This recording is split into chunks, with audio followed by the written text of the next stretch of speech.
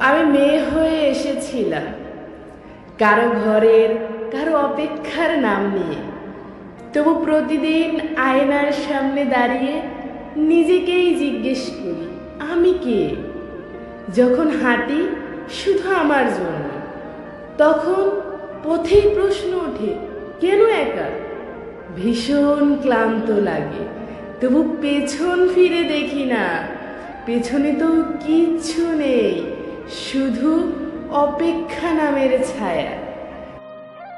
মায়ের কোলে রেখে এসেছি কান্না, বাবার চোখে রেখে এসেছি সম্ভ্রম। স্বামীর সংসারে দুধে ভাতে থাকা, সে তো গল্পে। আমি খুঁজি নিজের অধিকার নীরবে।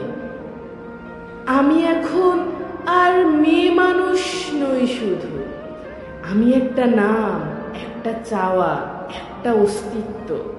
ঘরের চৌকাঠ পেরিয়ে আমি হই নিঃস্ব। যে সমাজ শুধু সাজতে বলেছে তাকেই সাজাই এবার।